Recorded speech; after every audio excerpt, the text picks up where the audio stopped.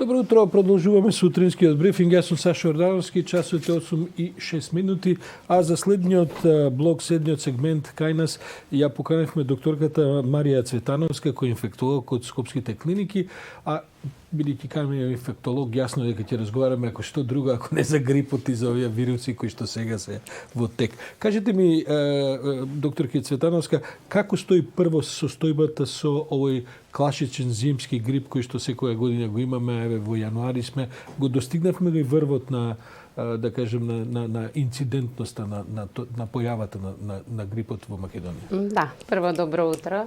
Поздрав до вас и вашето студио и до сите оние кои што не следат. Благодарам. Секако дека сме веќе во сезоната на грип, сезоната е веќе отпочната. Бројот на случаите со грип си се појавуваат секојдневно. Значи, ако мислите во однос на споредба, во однос на минатите години, значи не забележуваме ништо невообичаено во однос на појавата на бројноста на случаите со грип, нити во однос на тежината на клиничката слика и на самото заболување. Конкретно на нашата клиника веќе случаите на грип интензивно се јавуваат. Имаме негдека од почетокот на сезоната околу 50 до 60 прегледани случаи, негдека околу 17 хоспитализирани во моментот на инфективната клиника. Во однос на минатите години имаме порас, намалување или тоа просечно? Вообичаени се бројките. Значи плюс-минус вообичаени се бројките и епидемиолошкиот завод, односно Институтот за јавно здравје, што ги дава бројките во однос на минатата сезона се вообичаени. Значи, има ли зголемен број на луѓе што се вакцинираат?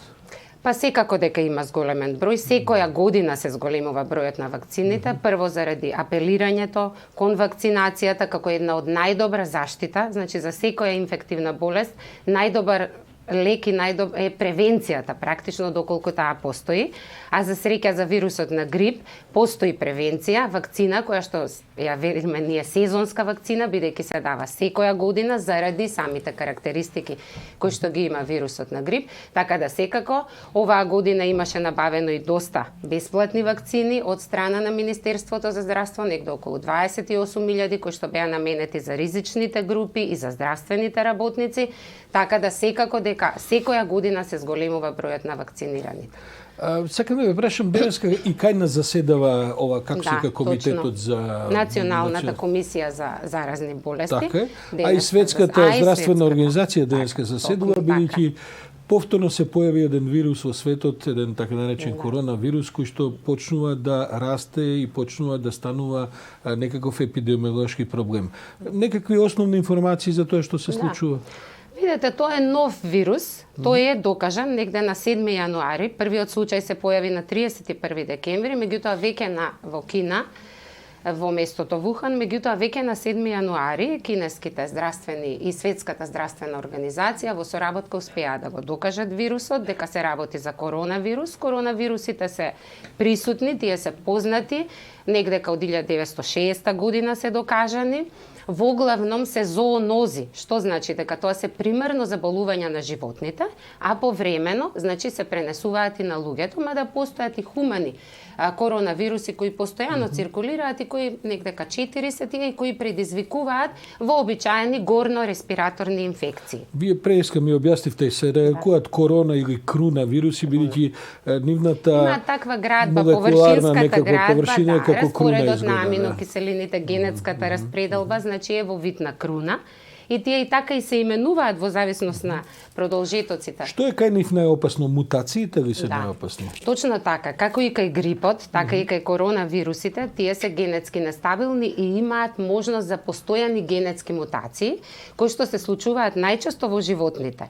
Значи, генерално постои бариера помеѓу пренесувањето на вирусот од животните на човекот, меѓутоа во дадени моменти, кога ќе се случат тие најчесто прераспределби на распоредот на аминокиселините во самиот вирус, се менува и рецепторското место со кој што вирусот се поврзува за епителните клетки на респираторниот тракт и во тој случај се ствара можност да тој биде пренесен и на човекот. Проблемот со овој вирус е, освен што е појавен, веќе детектиран, После минатиот пат кога Кина имаше сличен таков вирус кој на крајот заврши со негде околу 700-800 луѓе кои околу почина. смртни случаи, 8.000 заболени, Кина го редефинираше својот систем здравствен, се направи една голема реформа и сега веќе брзо реагираат, бидејќи минатиот пат се обидува да го кријат тоа и така натаму, па Светската здравствена организација потроши долго време додека се воспостави една, како кажем, клиничка слика на епидемијата во цел Видете, свет. тоа е генерално за сите респираторни вируси. Значи, надзорот е најважен.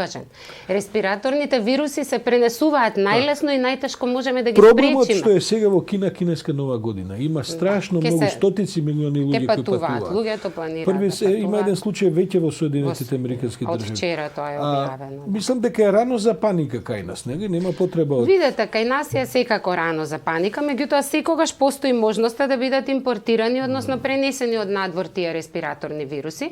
Ние, нашето, да речам, Институт за јавно здравје и епидемиолошки служби се подготвени. Ние постојано подготвуваме нови протоколи, програми, како да се справиме конкретно и Има ли веќе зоба со лек тие за овој вирус респираторни. некаков? Како се третира? Генерален, специфична терапија, што викаме ние антивирусна, значи не постои, ма да доаѓаат во предвид некои антивирусни лекови кои би можеле да помогнат, значи во оваа Бидејќи ситуација. симптомите му се класични грипозни симптоми.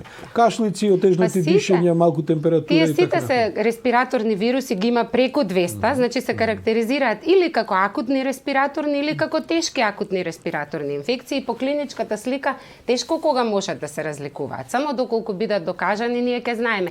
И во овој случај се случило така. Тие приметиле дека се појавил невообичаен број на пациенти со слична респираторна симптоматологија, уште и епидемиолошки ги поврзале дека сите доаѓаат исти од едно крај, да. исто место. Се обиделе да ги докажат другите вируси кои што се достапни за докажување, не ги докажале и тогаш веќе се јавува сомнение дека се работи за некој нов вирус. Докторке Марија Цветановска, јас ви благодарам, се надевам дека нема да има потреба повторно сега. Се надевам дека ќе биде така, тема, да. а ние ќе продолжиме да ги следиме овие настани, бидејќи се работи за јавно здравје и тие се секогаш важни и за И општина актуелни, публика. да.